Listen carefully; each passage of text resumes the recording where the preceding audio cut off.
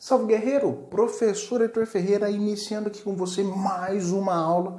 Vamos falar hoje sobre o processo de transição da Idade Média e o início da Idade Moderna. Bom, guerreiro, já que você está comigo aqui, preste muita atenção no processo de introdução do declínio medieval. Como que vai funcionar? Olha só, no contexto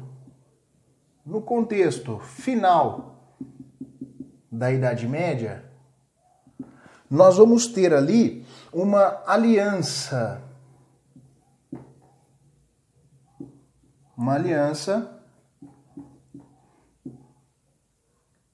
Entre duas classes. Nós teremos aliança entre o rei mais a burguesia. Então, olha só, no contexto final do mundo medieval, ali no século XV, tá? Nós vamos ter uma aliança entre duas classes de grande projeção no cenário europeu. Por que eu tenho aliança entre rei mais burguesia? Vamos entender. Primeiramente, o rei, o que ele queria neste momento? O rei quer retomar o poder. Haja visto que o rei era uma figura apenas simbólica no contexto medieval, que abriu mão das suas terras para que os senhores feudais fizessem este gerenciamento. Ah, beleza, então o rei quer retornar o poder, ele quer ascender. Legal. E a burguesia? A burguesia, ela quer mais privilégios. E aí vem dois detalhes importantes. Quais são eles?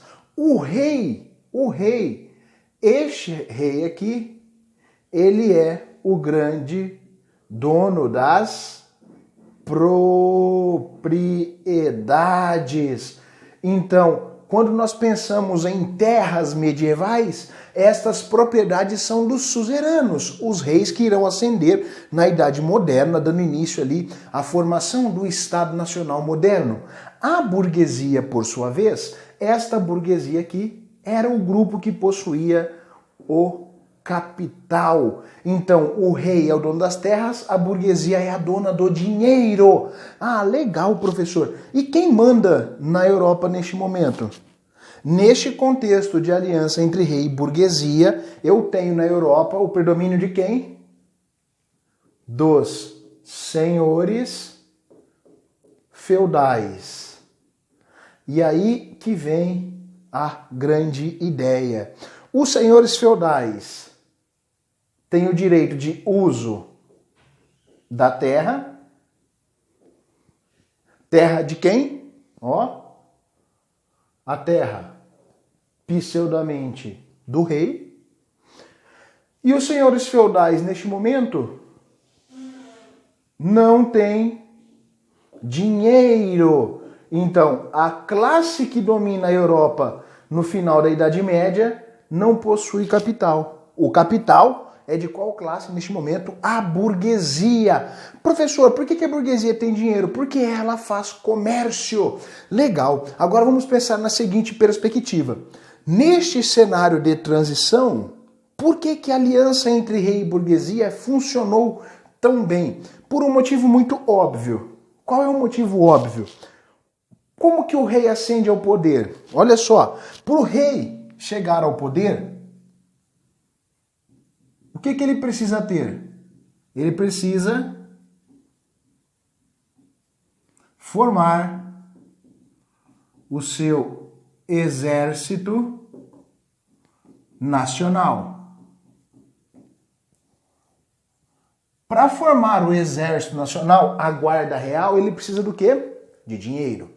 Legal, professor. Então, para o rei formar o seu exército real, eu vou ter aqui a presença da burguesia.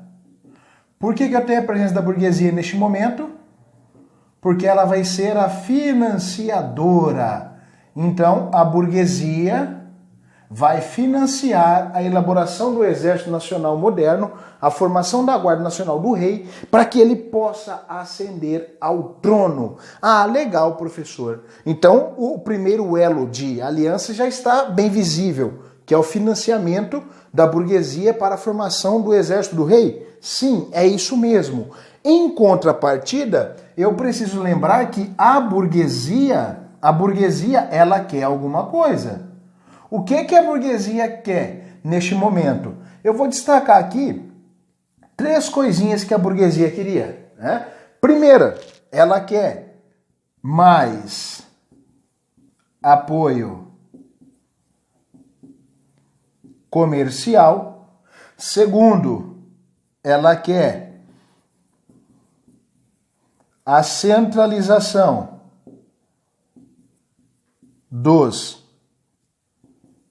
impostos. Terceiro, ela quer o estímulo ao comércio. E aí, no meio deste processo de apoio comercial, centralização dos impostos e estímulo ao comércio, obviamente que vai surgir aquela perspectiva de edificação de uma moeda única. A centralização da unidade monetária do peso e medida. Nossa, que legal, professor. E quem pode fazer isso pela burguesia? Aí que vem a grande sacada.